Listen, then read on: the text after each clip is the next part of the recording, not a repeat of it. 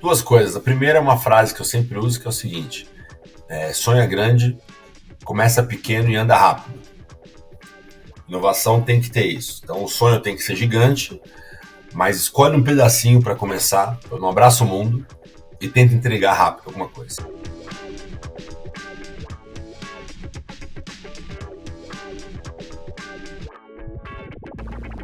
Olá, muito bem-vindo, muito bem-vinda a mais um episódio do Aevo Boost, um podcast onde nós falamos com pessoas que estão transformando suas organizações por meio da inovação. Eu sou Luiz Felipe Carvalho, sou CEO na Aevo e hoje a gente vai falar sobre inovação em planos odontológicos. E para isso, está aqui conosco o Renato Costa, que é CIO na Odontoprev. Renato, um grande prazer tê-lo aqui conosco hoje no Aevo Boost. Cara, se você pudesse se apresentar, falar um pouquinho de você, um pouquinho sobre a Odontoprev para quem está nos assistindo, vai ser muito bom. Legal. Obrigado pelo convite, um prazer estar aqui com vocês, um prazer bem grande mesmo. Eu sou hoje responsável pelas áreas de TI, marketing, sustentabilidade, projetos e inovação na Odontoprev. A gente tem uma estrutura um pouco diferente, né? A gente acredita que tem muita sinergia entre tecnologia, marketing e inovação, então por isso que fica debaixo do mesmo guarda-chuva.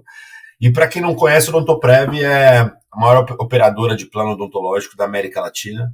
A gente cuida de quase 9 milhões de sorrisos no Brasil, 9 milhões de bocas, né? A gente está espalhado por todo o território nacional, uma rede de credenciados, quase 30 mil dentistas para atender nossos clientes. Então, a gente tem o maior prazer e o maior orgulho de cuidar com muito carinho da boca de muitos brasileiros. Muito bom, Renato. Acho que, a Odontoprev é muito conhecida, né? Você falou aí, mais de 9 milhões de sorrisos, 9 milhões de bocas que vocês estão cuidando. E esse universo, né, Renato, até já entrando aqui no nosso podcast, no nosso assunto, quando a gente fala de inovação, o cliente está no centro, né? Essa coisa de entender bem a jornada pelo que ele passa, o que ele espera, o que vai fazer ele mais feliz, mais satisfeito, né? Isso tudo é um input muito importante para a inovação. Dentro dessa experiência, né, a gente está falando de 9 milhões de vidas, pessoas aí que têm a sua experiência como um foco importante para o Odontoprev. Como é que vocês estão trabalhando a experiência do cliente, essa jornada do cliente Odontoprev da inovação? Ótima pergunta. E essa pergunta ela tem um aspecto, para mim, muito transformador do ponto de vista de cultura, porque quando a gente fala de negócios tradicionais, saúde é um negócio super tradicional, né? Educação é um negócio tradicional, a gente tem alguns setores que são muito tradicionais. As empresas elas sempre correm o risco de se comparar com outras empresas do mesmo setor. Isso é muito comum, né? Fazer benchmark e vou olhar para outras empresas de plano odontológico. Se eu sou de saúde, eu vou olhar para a saúde. Se eu sou de educação, eu vou olhar para a educação. Para mim, qual que é a grande transformação que aconteceu do ponto de vista de experiência do cliente, do consumidor, nos últimos 15 anos com a digitalização? A diferença é a seguinte: o consumidor hoje ele está exposto a várias facilidades na experiência do dia a dia dele com plataformas digitais que já nasceram digitais. Né?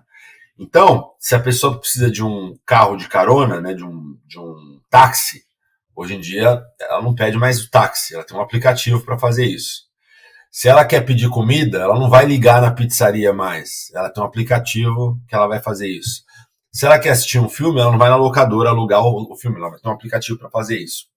E isso acaba balizando a expectativa que a pessoa tem de todas as experiências no dia a dia dela. Então, se ela consegue pedir um carro, um táxi em 2 minutos pelo aplicativo, ela quer achar um dentista em 2 minutos também no aplicativo. Se ela consegue pedir um reembolso no aplicativo de comida em 10 minutos, ela quer pedir o reembolso dela na plataforma de saúde também em 10 minutos, porque aquilo virou padrão para ela de uma expectativa normal de experiência. Então, para a gente, talvez a maior mudança de chave que aconteceu nos últimos anos para a gente, eu posso até contar um case daqui a pouco, é essa mudança de mindset de que, olha, a gente não pode se comparar única e exclusivamente com os nossos concorrentes do mercado de saúde ou de saúde odonto. A gente precisa se comparar com as plataformas que estão entregando uma experiência para o nosso cliente. Porque é isso, essa é a expectativa dele, é com isso que ele vai comparar. Né? E se a gente não tiver uma experiência parecida, a gente vai sempre ser ruim. Você pode ser o melhor no setor, mas comparativamente com a experiência no cotidiano, no dia a dia dele, vai ser ruim. Então, a digitalização, né, e essas plataformas digitais modernas, elas trouxeram esse desafio, que agora esse é o comportamento esperado para qualquer tipo de negócio que entregue uma experiência para o consumidor na ponta. Não, genial, Renato. Assim, a gente que tá no mundo da inovação, a gente vê isso acontecendo muito. É muito comum que os mercados, inclusive, sejam disruptados por empresas que não eram consideradas do setor antes. A gente viu isso várias vezes acontecendo. A própria Apple versus o mercado celular é bem emblemático, né? O celular era Nokia, aquele aparelho, né, que tinha teclado, telinha pequena, e aí tinha Nokia, que disputava com a Motorola, e de repente vem uma Apple, que era uma empresa de computadores, e lança algo completamente diferente. Então, quando você olha só o benchmark do setor, você corre o risco de ser o melhor do seu setor, mas realmente ser substituído por alguém que vem de fora, que tem um olhar novo. Esse olhar de fora dentro da organização é fantástico, né, para fazer a aprendizagem. O desafio que você trouxe é um desafio adicional, que eu acho, tá? Porque o que a gente vê hoje, se você olhasse para as 10 empresas mais valiosas do mundo 20 anos atrás, 15 anos atrás, você ia ter empresas de petróleo e bancos, né, com alguma raríssima exceção, mas você ia ter, né, grandes empresas de petróleo no mundo e alguns grandes bancos. Hoje, das 10 empresas mais valiosas, provavelmente 8 delas são empresas de tecnologia. Né? O que acontece essa diferença de valor das empresas de tecnologia para o resto está aumentando muito. Você tem empresa hoje, tipo a Apple, que vale mais de 3 trilhões de dólares. É muito dinheiro. E aí o que acontece? Quando a empresa tem, né, uma capacidade de capital tão disponível assim, a única alternativa que ela tem para continuar crescendo é começar a penetrar mercados que ela não fazia parte antes. Então, o grande desafio hoje, além da comparação de experiência, é que você vai ter entrantes de mercado que não, como você disse, que não eram tradicionais desse mundo, como a Apple fez lá atrás com o celular, mas nada impede que uma Apple entre, e já está acontecendo isso fora do Brasil, né, que entre em outros mercados, como saúde, como educação, segurança. Então, esse é o desafio agora. Você vai ter uma concorrência de um gigante de tecnologia. Eu acho que os gigantes de tecnologia eles vão sim concorrer em outros mercados muito em breve. Sim. Não, eu acho que o mercado hoje não tem fronteiras. E eu estava trazendo um exemplo de uma disrupção, no sentido assim, o que impede uma escolha, o que impede o Nubank, né, que tem aí milhões de clientes, de entrar no qualquer setor que ele quiser de pessoas físicas. Ele, né, é um caminho, é uma escolha que ele pode fazer, e o que ele tem de referência é a experiência. Né? Ele sempre trata o cliente com uma experiência diferenciada. Foi assim que ele disruptou o mercado de cartão de crédito, depois cresceu para banco e agora está alçando novos voos. O iFood fez algo semelhante. E é legal ver isso de dentro, né? Você, dentro da Odontoprev, olhando para fora, não só para outros planos, né? Outros planos odontológicos, outros planos de saúde, que estão no mesmo setor, mas que estão fazendo ali coisas relativamente parecidas. Né? Você olha para fora, olha para a experiência, olha para um cenário, às vezes, comparando o seu atendimento com o atendimento de um Uber, de uma solução nativa digital, e torna isso. Mas eu queria saber um pouco mais desse caso. Como é que é? O que vocês mudaram aí, efetivamente, na Odontoprev para trazer essa experiência de Uber para quem tem o plano com vocês? Vou contar o caso, mas só para fechar esse ponto que você colocou, que eu acho o seguinte, né? A única maneira das empresas hoje crescerem exponencialmente tem duas maneiras. Uma, ou você tem que disruptar a regulação, fazer alguma coisa que hoje a regulação não permite para você conseguir mudar a regulação e achar uma alternativa nova, ou você tem que disruptar o consumo, a experiência do cliente na ponta, fazer algo muito disruptivo. Fazendo o que sempre foi feito, você pode crescer, mas você não vai crescer exponencialmente. Você olha todos esses negócios novos digitais que apareceram, né, iFood, Uber, Netflix, coisas que a gente tem falado aqui, ou disruptaram a regulação, o mercado que estava ali instalado, ou trouxeram uma experiência de consumo na ponta, de utilização muito diferente, e muito melhor do que existia antes, né? E aí você consegue... Aí fala, pô, mas como que eu mudo a regulação? Se você consegue que o público-alvo, que o cliente use o seu serviço e goste muito, vai ter uma pressão natural de mudança de regulação. E essa é a maneira mais fácil de acontecer.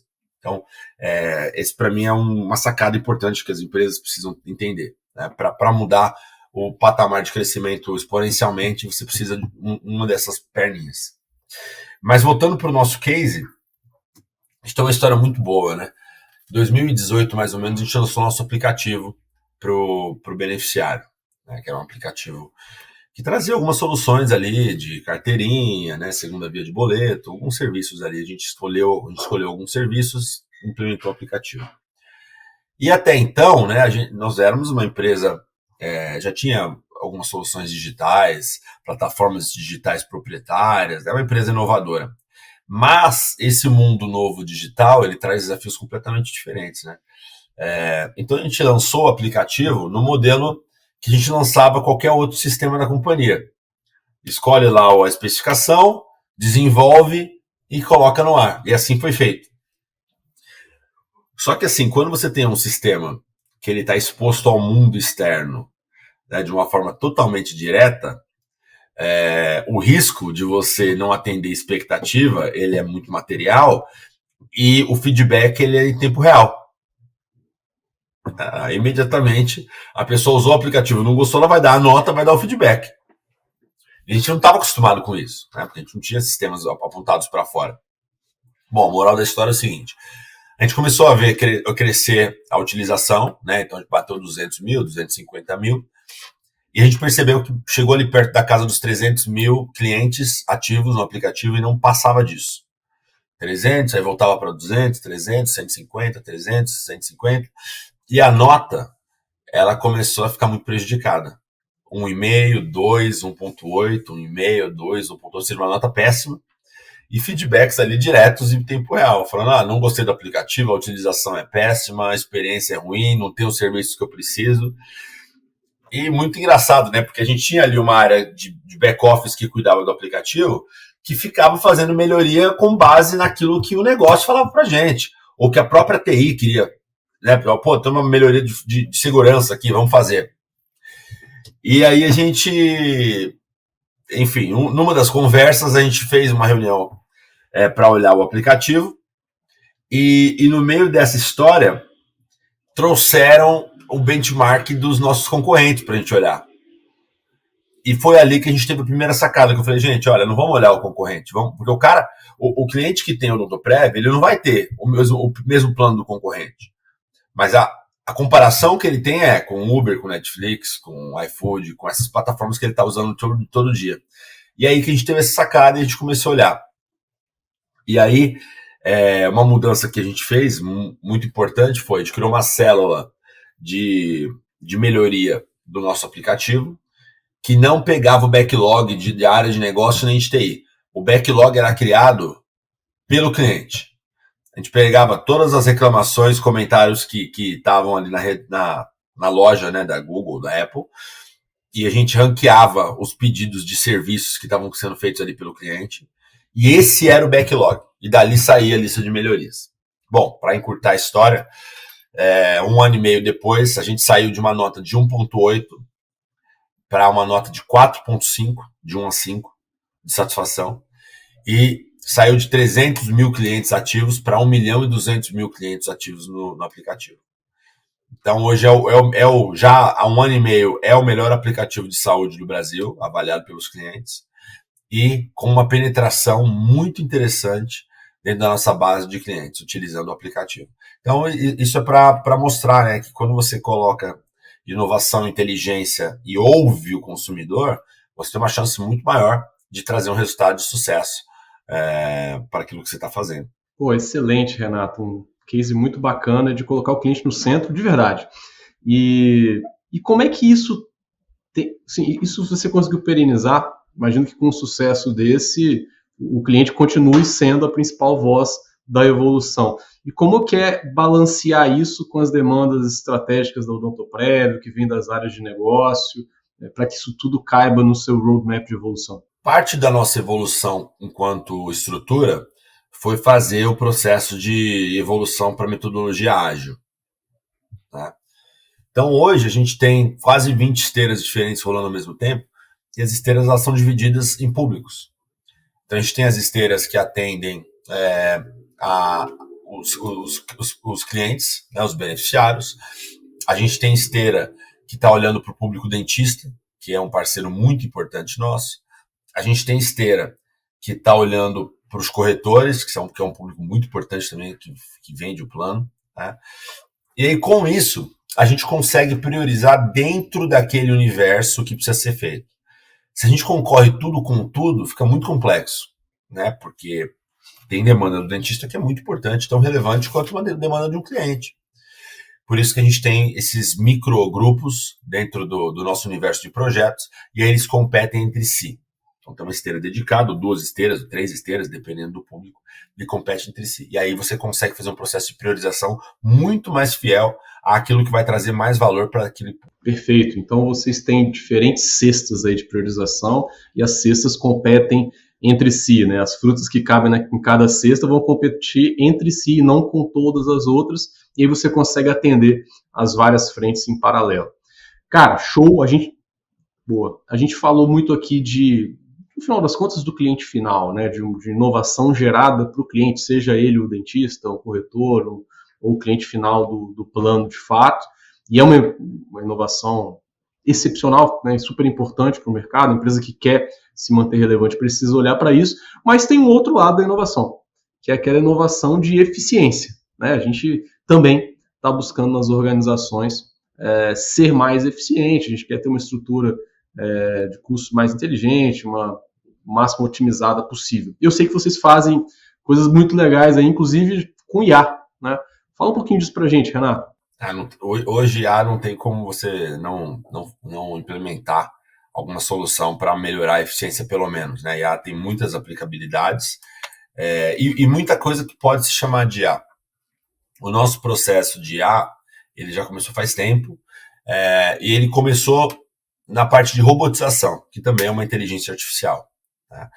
A gente começou, uns anos atrás, a mapear processos dentro da companhia que eram processos manuais e repetitivos e que poderiam ser digitalizados ou automatizados. E a gente contou com uma parceria muito forte das áreas de negócio, porque a área de negócio tem que comprar a ideia, né? Que dá para você fazer esse processo de maneira mais limpa, de maneira mais rápida, de maneira mais eficiente, com menos erro humano, né? E de forma mais barata também. Então, a gente já vem há alguns anos nesse processo, né?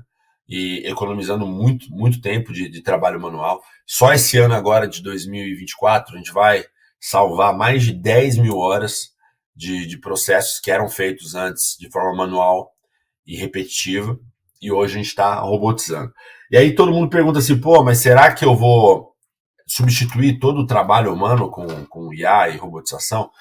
Não, né? O que a gente está fazendo é substituindo aquele trabalho que é manual e repetitivo, que poderia gerar um erro ali operacional e que não cabe análise, né? Que tem uma árvore de decisão simples que a inteligência pode substituir. Esses são os primeiros processos que vão ser substituídos. Então, a gente começou nessa jornada de RPA. Agora, inteligência artificial é muito mais amplo do que isso. E a gente tem sido capaz também de implementar isso nos nossos modelos de gestão de qualidade. Né? A gente tem um processo hoje que checa 100% dos procedimentos que são feitos pelo nosso beneficiário, pelo nosso cliente na ponta. Né? Então, todo mundo que vai ao dentista, são quase 800 mil procedimentos por mês que são feitos pelos nossos clientes. E a gente faz um double check de 100% para garantir que aquilo que foi solicitado de fato foi realizado, que foi realizado com a melhor qualidade, que foi realizado de acordo com o padrão que a gente imagina. E a gente já tem alguma análise sendo feita através de inteligência artificial, né, porque são muitos procedimentos, então fazer tudo isso na mão levaria muito tempo, mas a gente está conseguindo já implementar a inteligência artificial também para ajudar nesse processo de análise, né, dos dados de procedimento. Um outro processo que está sendo já realizado com inteligência artificial é o processo de segmentação de cliente, de você entender o cliente melhor, de você entender a demografia do cliente, de você entender a utilização do cliente, de você entender o padrão de pagamento do cliente, né? Então, um cliente que atrasa, né, todo mês, 2 dias, 5 dias, 10 dias, esse é um cliente que tem um risco maior de cancelamento. Ele está com alguma dificuldade ali.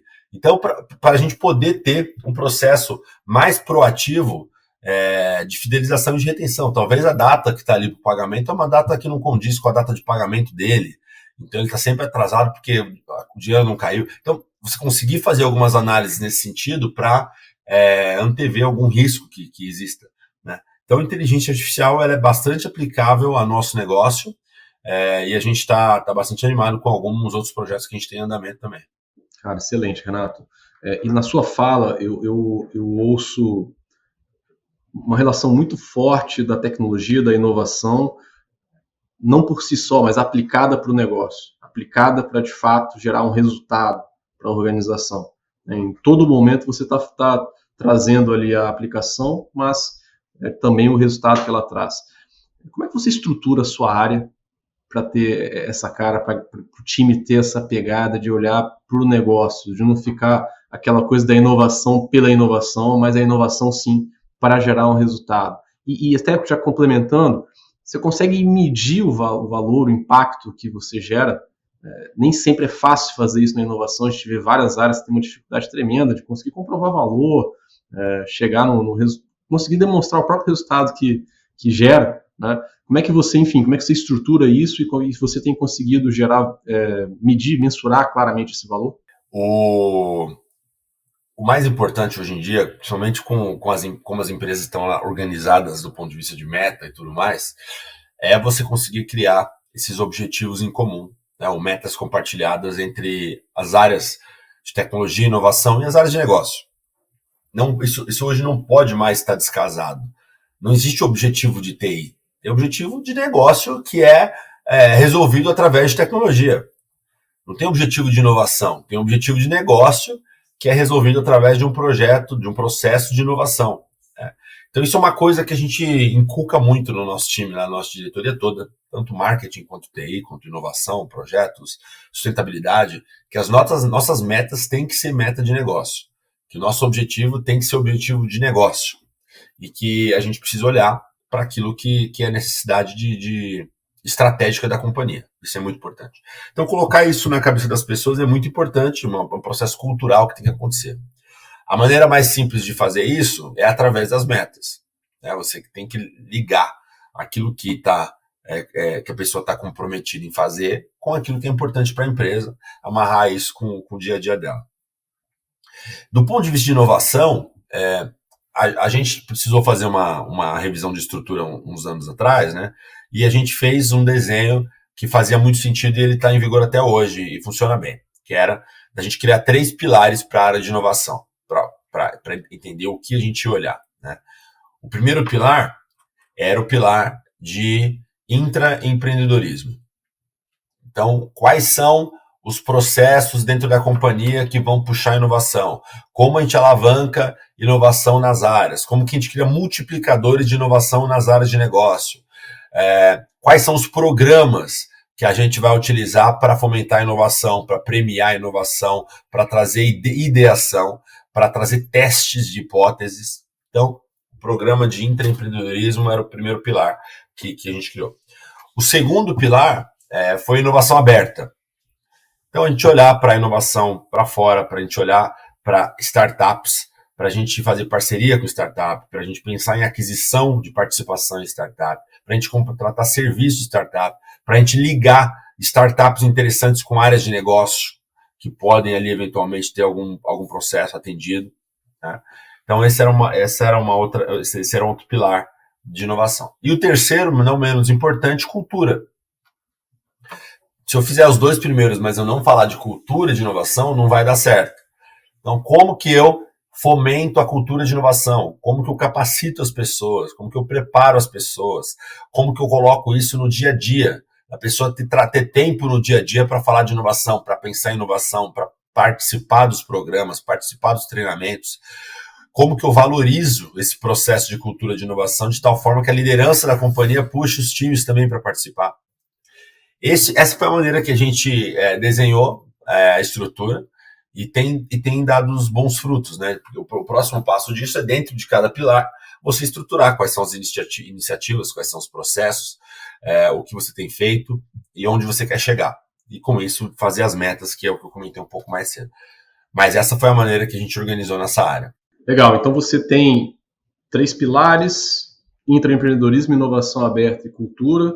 Claro que a cultura, imagino que esteja permeando os outros 2, né? Ela é fundamental, como você trouxe, mas se entendi bem aqui, no de intra é para o seu time interno, então os colaboradores da Odontoprev participarem da inovação, trazerem ideias, e aí essas ideias, algumas, claro, não vão seguir até o final, mas muitas vão virar inovações relevantes aí para o negócio. E a inovação aberta entrando aí com parcerias com empresas de fora para diminuir risco e fazer isso acontecer mais rápido. É por aí que vocês estão trabalhando? Isso mesmo, perfeito. E como é que as pessoas são reconhecidas nesse processo aí, Renato? Tipo, até para formação de cultura, né? Você comentou de objetivos estratégicos, isso está atrelado às metas, sei lá, PLR, tem prêmio, como é que reconhece, como é que a Odontoprev reconhece seu time quando um colaborador vai muito bem, faz uma inovação que supera as expectativas? Em três maneiras. A primeira, obviamente, é na remuneração variável, né? Então, no PPR de todo mundo, você tem que colocar na meta que vai puxar o índice do PPR. Acho que isso é um processo absolutamente natural, tá? Então, isso para a gente foi algo muito importante. Colocar, tem que estar na meta. Tem que estar na meta de todo mundo. E aí, esse é o primeiro ponto. O segundo ponto é através de premiações e concursos e prêmios e projetos. A gente tem um projeto muito legal nosso, um programa, na verdade, que a gente chama de Odontopitch, que todo mundo da companhia pode submeter ideias para participar do pitch, e as melhores ideias são premiadas, com um pedaço ali de premiação em dinheiro, voucher e tudo mais, e depois a gente manda essas melhores ideias para uma esteira de execução para fazer um MVP, e se a ideia for exequível, tem uma segunda premiação para a pessoa. Porque aí você força a pessoa a pensar na capacidade de execução, né, na entrega. Porque ideia é fácil ter, ideia inovadora. Eu posso, por exemplo, criar uma ideia de mandar um drone para a casa das pessoas para fazer o atendimento odontológico. Uma ideia super inovadora, mas não é exequível hoje. Então, eu não posso ser premiado só por ter uma ideia mirabolante. Tem que ser premiado pela capacidade de desenvolvimento daquela ideia e entrega, de fato, né? Então, tem um pedaço de premiação que é pela ideia, um pedaço de premiação que é pela execução da ideia. Esse é o segundo ponto. E o terceiro ponto é que a gente tem hoje, né, os multiplicadores de inovação, que no final das contas são pessoas que são ali avaliadas pela área de inovação e pela própria diretoria como pessoas diferenciadas no que diz respeito à cultura de inovação. Então essas pessoas elas são reconhecidas e dentro das suas diretorias elas são um ponto focal de inovação. Isso de alguma forma também é uma premiação que a pessoa recebe, né? Então a gente utiliza essas ferramentas porque essa é uma maneira importante também de você puxar o tema da inovação. Excelente. Aqui na Evo, a gente vê muitas empresas trabalhando bem essa última que você comentou, que é o reconhecimento, né? E claro que a recompensa financeira, o prêmio, é bom, move muitas pessoas, mas em muitos casos o reconhecimento por ser inovador, aparecer para a diretoria, ganhar um reconhecimento na organização, faz até mais pela carreira da pessoa, né? Ela começa a ganhar uma visibilidade maior e cresce na organização em cima disso. Isso forma cultura, né? O que a gente percebe aqui é que quando alguém do time gera uma ideia muito interessante, traz uma inovação de valor, consegue executar algo de valor para a organização e ele aparece para a organização, ele vira um modelo de conduta. Então os pares deles começam a olhar para ele e falar, poxa, aquela pessoa fez algo e eu também sou capaz de fazer aquilo.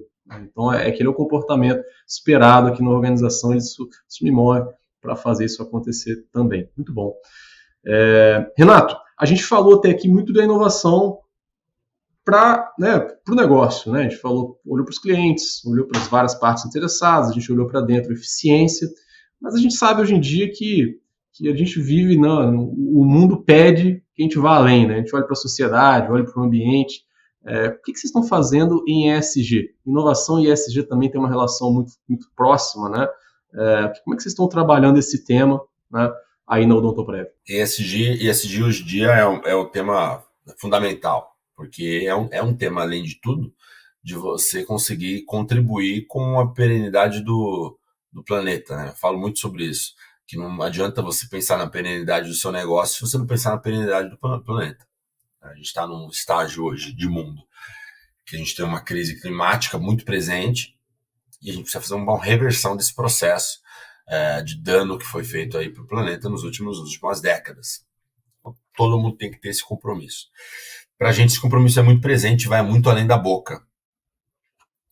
Tem um projeto em específico, né, que eu vou contar aqui, que era um projeto muito disruptivo para a gente. E as pessoas sempre questionam por que a gente fez, né? Quando a gente estava pensando na nossa plataforma de 3 anos atrás, a gente queria criar um projeto maior para dar nossa contribuição pro meio ambiente. A gente queria um projeto do né?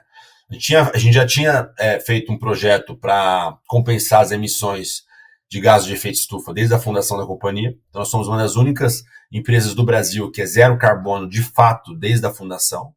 Tá? A gente tem 37 anos de existência. E a gente fez uma conta, contratou uma consultoria e fez uma conta de quanto a gente teria emitido de gases de efeito estufa desde 87. E a gente patrocinou um projeto de preservação de Mata Atlântica ali no Pará, que compensasse essa emissão histórica de gases de efeito estufa. Então nós somos, de fato, zero carbono. Mas a gente queria mais.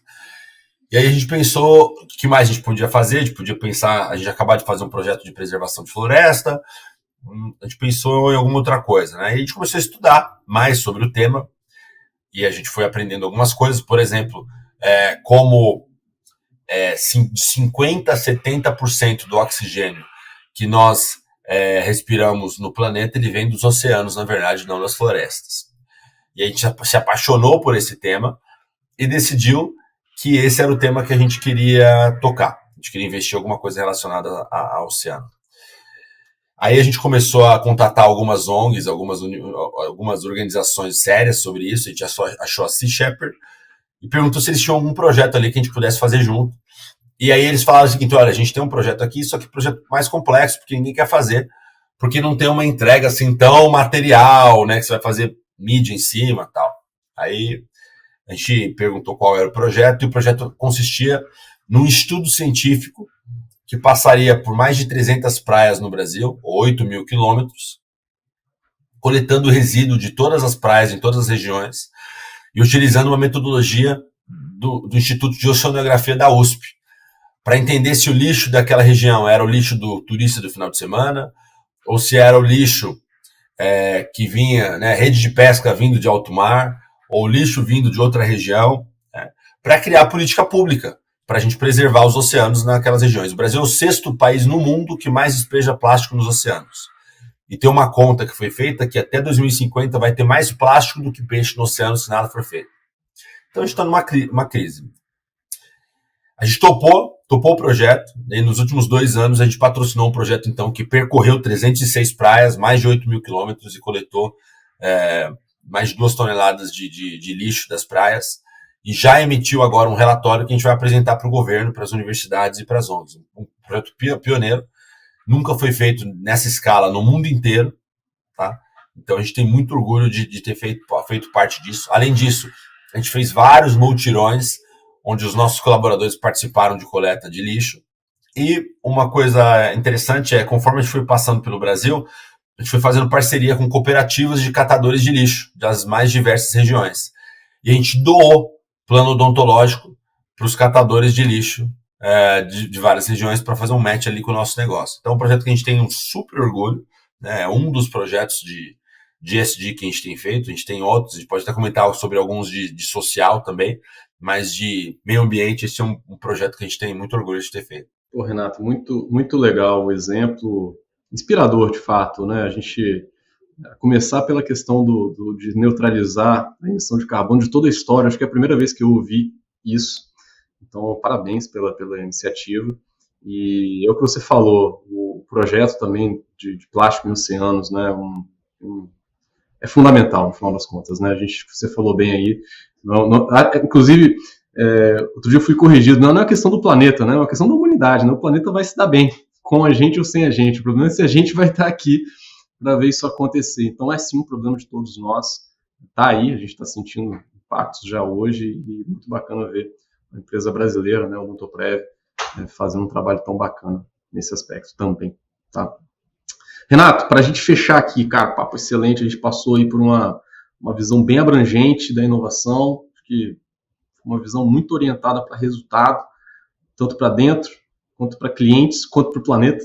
Então, excelente, parabéns por todas as iniciativas. E aí, para a gente fechar, cara, que dicas que você deixaria para quem está estruturando uma área de inovação, está querendo aí tornar uma área de fato relevante para o negócio, sair daquela linha de fazer inovação só por inovar, né, realmente gere valor? O que você traria de dicas principais?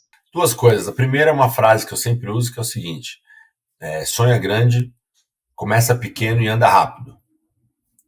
Inovação tem que ter isso. Então o sonho tem que ser gigante, mas escolhe um pedacinho para começar, não abraça o mundo e tenta entregar rápido alguma coisa, né?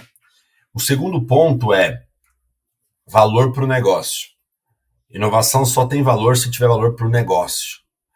A gente pode fazer a coisa mais legal, mais mirabolante do mundo. Se não adicionar valor no negócio, você não vai ter lastro, você não vai ter credibilidade para pedir mais investimento, para fazer mais projeto, para fazer mais programa, para ocupar o tempo das pessoas com esse tema, né? Se não for material para o negócio, você não vai ter patrocínio para ocupar a agenda das pessoas na companhia. Então, casar suas metas com as metas do que o negócio está fazendo, se é crescimento, se é receita, se é diminuir custos, se é buscar eficiência, se é desenvolver novos modelos de negócio, casar a sua agenda de inovação com aquilo que o negócio está pedindo é a coisa mais importante que pode ser feita. Com isso, você vai ganhando credibilidade, você vai ganhando patrocínio e você consegue ter tempo para executar outros projetos, tá? Então, essas são as duas dicas de ouro que eu daria aí para alguém que estiver estruturando a área de inovação. Excelente, meu amigo, muito bom, muito bom. Renato, muito obrigado por compartilhar aí um pouco do case de inovação no Odontoprev. Eu tenho certeza que a gente teria muito assunto aqui para continuar por horas falando, mas assim, o que você trouxe já traz uma visão muito bacana. Acho que tenho certeza que quem está nos vendo, quem está nos ouvindo, sai com muitos insights, boas reflexões. E aí, se alguém tiver alguma dúvida ou quiser continuar essa conversa, qual a melhor forma para se conectar com você nas redes? Legal, no LinkedIn eu tô com Renato Acosta, então linkedin.com/in/Renato Acosta, tudo junto. E no Instagram eu faço processo de mentoria profissional também, e eu tô como Renato Costa com 3 As no final, Renato Costa A. Então se alguém quiser acompanhar, seguir, fazer pergunta, comentar, trocar alguma ideia, pode ficar à vontade aí para me contatar. Excelente, Renato, muito obrigado novamente. Bom, quem quiser falar comigo, já sabe, me encontra no LinkedIn como Luiz Felipe Carvalho, Luiz com S, ou no e-mail luiz@aevo.com.br. Para você que está nos ouvindo, está nos assistindo até aqui, muito obrigado. Se você curtiu, gostou, vê de novo. Se gostou muito, compartilha com os amigos, compartilha com aquela galera ali que está querendo um novo caminho na inovação. Acho que aqui vai ter bons insights. Não deixa de trazer para a gente comentários, sugestões para novos episódios. A gente vai ter o maior prazer de fazer. Um grande abraço a todo mundo e até o próximo episódio do Aevo Boost.